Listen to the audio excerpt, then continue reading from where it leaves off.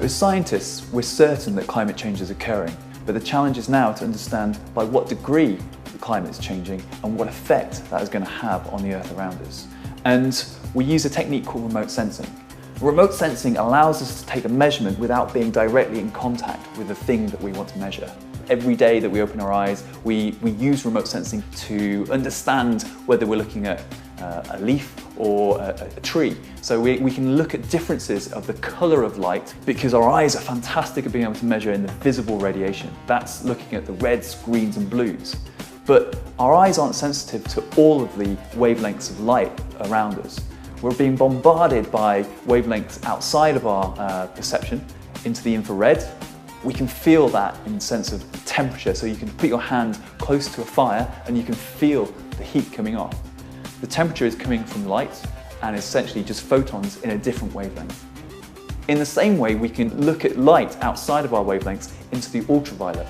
And in the ultraviolet, we can look at differences in the spectrum to give us more information about the world around us.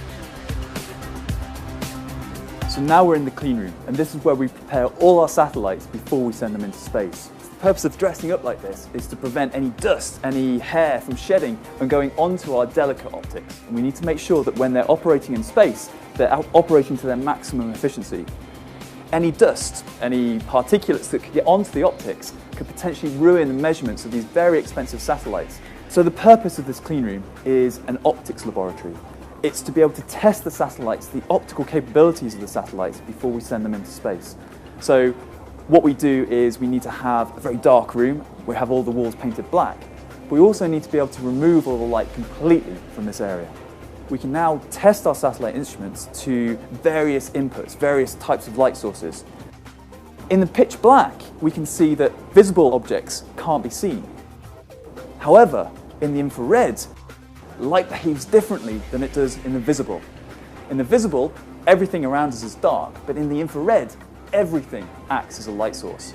And we can use this property of light to give us more information about the world around us. In this case, temperature.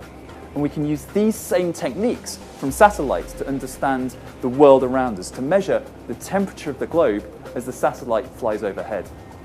And it's these measurements of sea surface temperature, of land surface temperature, that allows us to understand how climate change is affecting the world around us.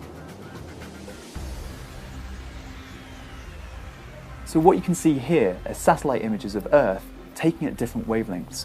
Now in the top left-hand corner, what you see is what you'd expect to see from a satellite in the visible. So at 500 nanometers, we'd see clouds, the land surface, the red, greens and blues that you'd expect to see.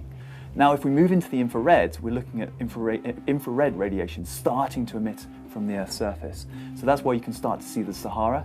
And then if we move even further into the far infrared, we start to see specific temperatures. And that's why you see clouds as dark, cold, but looking down at the surface of the sea, for example, where there's no clouds here, we can actually see radiation from the Earth's surface itself. This is all in the infrared, and this gives us a lot of good information scientifically about our Earth. But we can also use different wavelengths to take science information. For example, this is what we'd expect to see of the sun. However, if we move into the ultraviolet, we can actually start to see that the sun isn't a flat uniform disk, but there's a turmoil of hot gases that are moving up and down. You can actually see that this radiation is associated with light at 30.4 nanometers, well beyond what we can see with the human eye. But we can actually start to pick out features in this sun's atmosphere. And again, if we move even further into the ultraviolet, now we're at 17.1 nanometers, we're looking really deep into the atmosphere of the sun. So the importance of learning about the electromagnetic spectrum and how different lights and different wavelength regions react and interact with different things around us is critical to our understanding of not only what's happening at the sun, but what's happening on Earth. And this information allows us to understand what's happening to climate change.